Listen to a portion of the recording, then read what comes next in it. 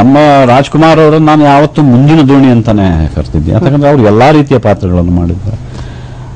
ಅದರಲ್ಲೂ ಮುಂದಿನ ದೋಣಿ ಯಾತಕ್ಕಂದ್ರೆ ನಾವು ಇನ್ನೂ ನದಿಯಲ್ಲಿದ್ದಾಗ ಅವರು ಸಮುದ್ರಕ್ಕೆ ಹೋಗಿ ಅಲ್ಲೂ ನಾವು ಈ ತನ್ನ ಹಿಂದೆ ಇರುವ ದೋಣಿಗಳು ಸಮುದ್ರಕ್ಕೆ ಬರಬಹುದು ಅನ್ನೋ ದಾರಿಯನ್ನು ಕೊಟ್ಟವರು.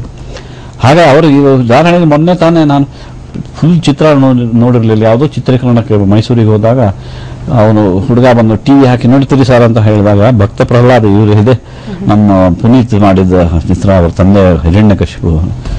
ಅದರಲ್ಲಿ ಭಕ್ತ ಪ್ರಹ್ಲಾದದಲ್ಲಿ ಅವರ ಪರ್ಫಾರ್ಮೆನ್ಸ್ ನೋಡಿ ನಾನು ಒಂದು ಕಡೆ ಹಾಗೆ ಕೂತೇ ಆಗೋಗುತ್ತೆ ಒಂದು 3/4 ಗಂಟೆ.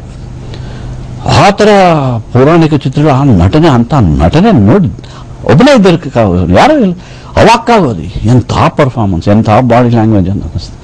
ಆ ಥರದ ಚಿತ್ರಗಳನ್ನು ಈಗ ಯಾರು ಮಾರುವವರು ಇಲ್ಲ, ಅಂಥದ್ದನ್ನು ಅವರು ಮಾಡಿ ತೋರಿಸಿದ್ದಾರೆ. ಈಗ ಕಾಮನ್ ಬಿಲ್ಲು ಚಿತ್ರದಲ್ಲಿ ಮಾಡಿದಾಗ ಅವರು ಆ ಚಿತ್ರದಲ್ಲಿ ಯೋಗಾಭ್ಯಾಸದ ಮಾಡಿದಾಗ ಆ ಯೋಗ ಎಷ್ಟು ಜನಕ್ಕೆ ಮಾಡೋಕೆ ಬರ್ತದೆ, ಅದು ವೈಯಕ್ತಿಕ ಜೀವನ, ಅದರ ಚಿತ್ರದಲ್ಲಿ ತೋರಿಸಿದ್ದಾರೆ. ಹಾಗೆ ಪ್ರತಿಯೊಬ್ಬರಲ್ಲೂ ಏನು ನಾವು ಎಲ್ಲ ಆದಷ್ಟು ಹಂಸಕ್ಷೀರ ಅಂದಾಗ ಅದನ್ನು ಆರಿಸಿ ನಾವು ನಮ್ಮಲ್ಲಿ ಅದನ್ನು ಎಷ್ಟು ಇಂಟರ್ನಲೈಸ್ ಮಾಡೋಕ್ಕಾಗುತ್ತೆ ಅದನ್ನು ಪ್ರಯತ್ನಿಸಬೇಕು. ಎಲ್ಲ ಅವರಷ್ಟೇ ಕೆಲವು ಕಡೆ ನಾವು ಯಶಸ್ವಿ ಆಗದೆ ಇರ್ಬೋದು, but positive side of it ಆದಷ್ಟು ನಾವು ಇಂಟರ್ನಲೈಸ್ ಮಾಡೋದು ಕಲಿತ್ರೆ ನಟನೆಗೆ ಒಳ್ಳೆಯದು. ಓಕೆ, ನೀವು